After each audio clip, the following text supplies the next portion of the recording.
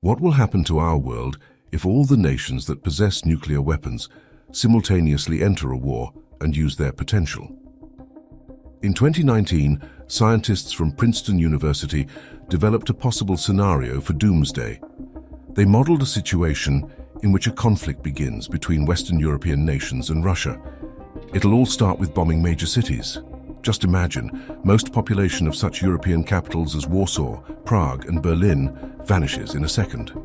In response, the United States launches its nuclear missiles at Moscow and St. Petersburg, and then 6 other nations that have officially confirmed they have nuclear weapons in their arsenal join the war. These are China, North Korea, France, India, Pakistan and the United Kingdom. This scenario for the course of events was titled Plan A. It shows how insane and destructive this obviously last war of humankind will be.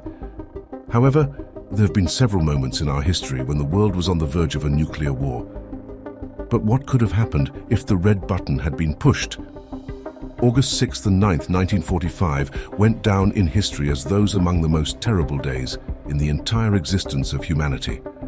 Then, nuclear weapons were first used for military goals, not on a testing ground. The United States Air Force dropped 2 atomic bombs on the Japanese cities of Hiroshima and Nagasaki during the final phase of the Second World War. The consequences of the explosions are appalling even today. The atomic bombings killed around 214,000 people. In Hiroshima, only shadows are left from those who happened to be outside at the moment of the explosion. But there could have been many more such cities in Japan. Colonel Paul Tibbets, the pilot of the airplane that dropped the atomic bomb called Little Boy on Hiroshima, claimed that the US government wasn't planning to stop in just the 2 cities. According to Tibbets, he had 15 crude bombers ready under his command. Before the attack on Hiroshima and Nagasaki, nobody expected the Japanese government to capitulate so soon. Indeed, not the participants of the Manhattan Project. That's the code name for the American nuclear weapon program, which formally commenced on August 13, 1942. Its scientific head was Robert Oppenheimer, an American theoretical physicist. The Manhattan Project was supposed to create an industry for manufacturing these deadly weapons. It could produce about 3 plutonium bombs monthly and 1 uranium bomb every month or 2. The first nuclear test in the world, called Trinity, took place on July 16, 1945 in a New Mexico desert. The research was aimed at testing a plutonium bomb nicknamed the Gadget. The scientists were excited by the results obtained. The explosion at the test turned out several times more powerful than they'd assumed. Immediately after Trinity, Lieutenant General Leslie Groves, a military supervisor of the Manhattan Project, told Oppenheimer that instead of 2, they'd probably need to drop 3 bombs, according to the original plans. But which Japanese city could have been the next target? The 3rd bomb was supposed to fall on Japan on August 19, 1945. It became known from a declassified conversation between 2 American military officials. The nuclear bomb would have been identical to Fat Boy dropped on Nagasaki, and its initial target was Tokyo. However, most industrial facilities in Japan's capital had repeatedly undergone aviation bombings, while extensive residential areas had been destroyed in air raids. So the nuclear bomb wouldn't make such a terrifying impression there as it would in a city not affected by the war. Nor would it give scientists a complete picture of the destruction necessary to continue developing the weapons. Therefore, for the next attack, they considered locations that had suffered minimal destruction.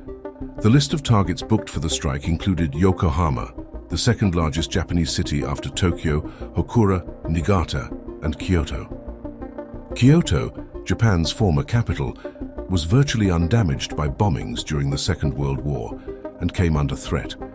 And when the target had finally been approved, Henry Stimson, the United States Secretary of War, interfered. He kept trying to persuade Harry Truman until the last moment not to drop the atomic bomb on Kyoto. Did Stimson really understand the bombing would cause catastrophic destruction and take the lives of millions of people? Of course, no. Apparently, the Secretary of War had spent his honeymoon in Kyoto, and he didn't want that particular city to be wiped out.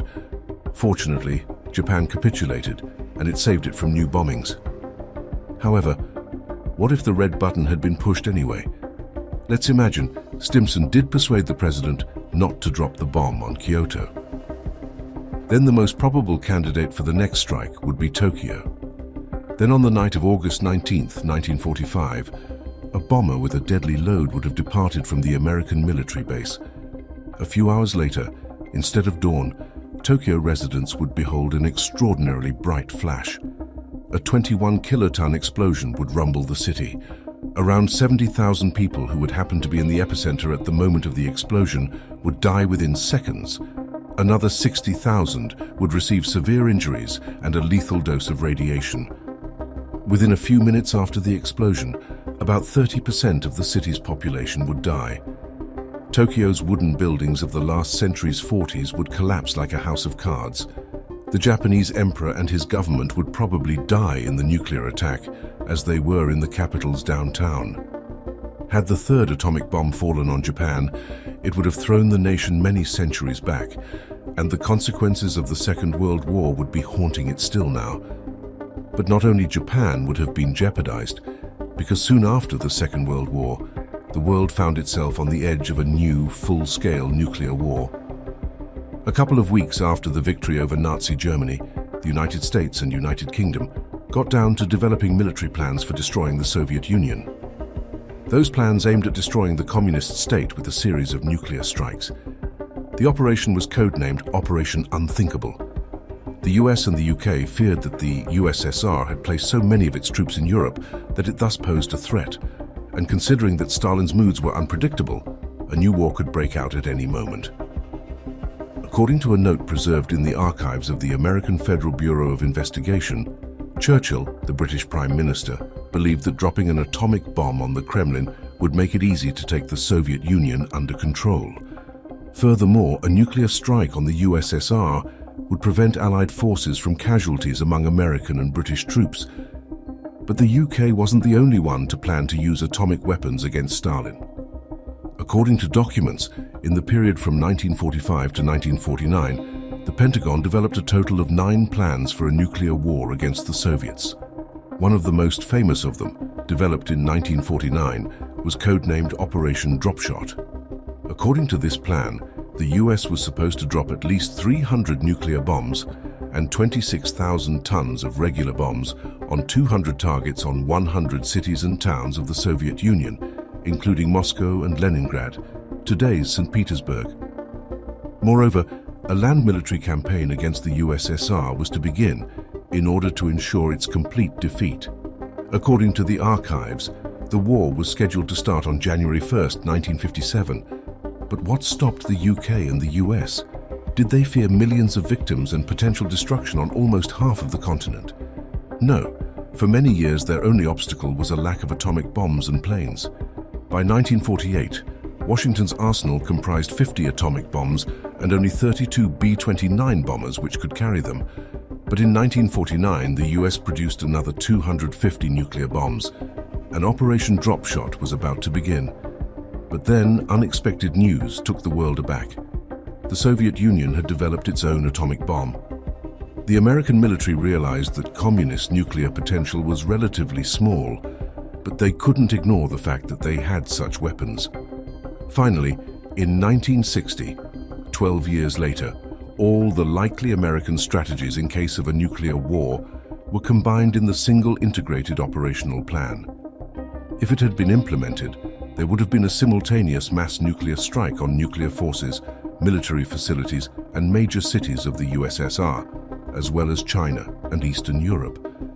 Within a short time, US strategic forces would have delivered 3,500 nuclear strikes on these territories. American generals assessed that this attack would take the lives of 285 to 425 million people, while some European allies would have to be wiped out. This plan could really have been brought into action during the Cuban Missile Crisis. October 27, 1962, could have been the last day in humankind's history. It went down in history as Black Saturday and became the culmination of the Cuban Missile Crisis, which lasted for 13 days. The world had never been so close to a nuclear war as it was in those 2 weeks. It all started back in 1960, during the pre-election presidential race in the US. The Eisenhower administration began secret preparation of Cuban refugees in Guatemala. They were supposed to return home as a guerrilla party, and gather revolutionary-inclined islanders to overthrow Fidel Castro. The secret plan was quickly revealed after one Guatemalan newspaper reported that the CIA had spent $1 million on real estate for the training. On April 17, 1961, the Cuban fugitives landed on the Bahia de Cochinos beach, the Bay of Pigs, but it only took Castro's forces several days to suppress the mutiny, and afterwards, Fidel Castro requested help from the USSR to protect his regime. Khrushchev decided to send his missiles to Cuba a year after the operation. By then, a part of the US nuclear arsenal was already in Turkey, the Soviets' neighbor, and locating the missiles in Cuba could restore the balance of terror, as the USSR's General Secretary believed. However, Khrushchev decided to send the nuclear weapons to the island in secret. Before the Americans realized what was going on, Khrushchev had managed to redeploy 40,000 troops and over 160 nuclear warheads to Cuba. On October 16th, John Kennedy received intelligence information about launching sites for Soviet intermediate-range missiles in Cuba. This date is considered the beginning of the Cuban Missile Crisis. The US president's primary task was to get rid of the missiles in Cuba, while at the same time avoiding an exchange of nuclear strikes. Therefore, he argued for a blockade of Cuba rather than invading the island. But since the blockade implies war, it was eventually renamed to a milder term of quarantine. While he was imposing it on October 22nd, Kennedy couldn't even imagine that in the Sargasso Sea, there was a Soviet B-59 submarine transporting nuclear warheads to the island of Freedom. Created for floating in northern seas, the underwater craft was having a hard time in the warm water. The temperature inside was rising to critical and kept growing, reaching over 30 degrees Celsius. One of the crew members recalled that the military mariners had fainted and fallen like dominoes, but by then, American destroyers were patrolling the sea straight above the submarine, preventing it from surfacing to charge up its batteries and use its antenna. The submarine's captain, Valentin Savitsky, knew from previous days' reports that a military crisis was building up on shore. However, unable to receive radio signals, he couldn't know of recent events. Suddenly, a series of explosions jolted the submarine. Communication specialist Vadim Orlov compared the feeling to being locked in a metal shell that somebody constantly pounds with a sledgehammer. To avoid escalation, American military ships had to adhere to a protocol in case of a collision with submarines and drop harmless depth charges, ordering the subs to surface. But that day, somebody decided to drop hand grenades in the water. Then Savitsky ordered his crew to prepare to return fire, thinking the war had erupted. Those dropping the grenades didn't realize the B-59 was carrying what Soviets called special ammunition, equipped with a 15-kiloton nuclear warhead. At that moment, only a few seconds separated the world from a nuclear war. Fortunately, a Soviet Navy captain, Vasily Arkhipov, was also on board the submarine. Before heading for Cuba, he'd carried out a task on the K-19, the first nuclear submarine armed with nuclear weapons. It had been put into operation hastily so as not to lag behind the Americans.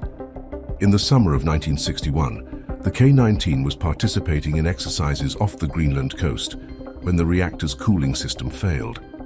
7 crew members died a week after the incident from radiation exposure, while the rest nicknamed the submarine Hiroshima. So knowing the consequences of nuclear weapons, Arkhipov tried to talk Savitsky out of launching the missiles. Luckily, he succeeded. Had Savitsky's orders been fulfilled, a full-scale nuclear war between the US and the USSR would have erupted. The US would have immediately responded to the strike, launching its missiles from its Turkish base, while the USSR would have reacted momentarily with the launch of its missiles from Cuba. Subsequently, not only the Soviets in America would have suffered, but Turkey and Cuba would have been wiped out. Such a shootout would have killed 360 million people. After the mutual nuclear strikes, huge amounts of radioactive dust and smut would have ended up in the atmosphere. Because of this, the temperature all over the planet would have decreased by several degrees, and the nuclear winter would have begun. It would have been followed by mass famine and the deaths of almost half of Earth's population. Luckily, on that day, the Soviet submarine's captain was wise enough not to push the red button. But the world didn't learn that lesson either. 21 years after the Cuban Missile Crisis, on September 26, 1983, we found ourselves on the brink of nuclear disaster again. Early in the morning, 100 kilometers from Moscow, an officer, Stanislav Petrov, was on duty at a command post of a space-based missile detection system. Petrov received a notification from the early warning systems of a missile strike by the US. The computer showed that several missiles were flying towards the USSR. According to protocol, he was supposed to promptly inform command, and the Soviet military would quickly launch a retaliatory nuclear strike. Petrov decided to disobey orders and not report the strike immediately. He decided to double-check everything. The attendant contacted a group of satellite radar operators who told him they hadn't registered any missiles, but they could be wrong. Petrov faced a choice to inform the USSR government of either a missile attack or a possible system malfunction. Had he chosen the former, the information would have reached the country's top leadership in minutes, and the USSR would have carried out a retaliatory nuclear strike on the United States. It's assumed that if a nuclear war between the USSR and the US had begun that day, the number of victims worldwide would have hit several hundred million people. But in the end, Petrov reported the malfunction in the missile detection system until the last moment. He hesitated, realizing that if he'd been wrong, the explosion would happen within minutes. But it never occurred. And Stanislav Petrov became the man who saved the world from nuclear war. But even this situation wasn't the last time the world was balancing on the edge of doomsday. On January 25, 1995, the Russian early warning system mistakenly reported a launch of an American ballistic missile off the coast of Norway. President Boris Yeltsin urgently switched his nuclear briefcase to combat readiness mode and ordered a full-scale retaliation strike. But fortunately, at the same moment, the country's leadership received a report that the cause of the alert had been a research rocket launched in Norway to explore polar lights. Had the button been pushed that day, Norway would have vanished from the world map. In its neighboring nations, Sweden, Finland and Denmark, for decades would be fighting radiation and a nuclear winter entailing famine and mass death. However, Russia's nuclear attack wouldn't have gone unpunished. Yeltsin's mistake could have triggered a full-scale nuclear war involving the US, China and Europe. But the world still didn't learn the lesson. In early 2023, the doomsday clock stopped only 90 seconds from midnight, and it's the shortest distance in its history. They moved the clock 10 seconds forward because of the war Russia unleashed in Ukraine. However, not only Ukraine is under the threat of a nuclear attack, but also Taiwan, which is jeopardized by China. Another country vulnerable to nuclear attacks is Japan. That's because North Korean missiles are directed straight at Tokyo. If world leaders begin a full-scale nuclear war and push their red buttons, 4,500 nuclear bombs will be launched into the air. After they explode, about 150 million tons of radioactive dust will end up in the air and block the sun. Sea temperature will drop by almost 7 degrees centigrade. Scientists calculated that in Russia and the US alone, the nuclear war will take the lives of over 3 million people within the first 45 minutes after the first nuclear explosion. And survivors will have to deal with radioactive fallout and the consequences of radiation exposure. Agriculture on all of Earth's continents except Australia will be destroyed almost entirely. Global famine may last for over 2 years, leading to the deaths of over 5 billion people. Oh, and by the way, we're talking about a scenario in which only about half of the global atomic arsenal is used. What will happen if they use it all?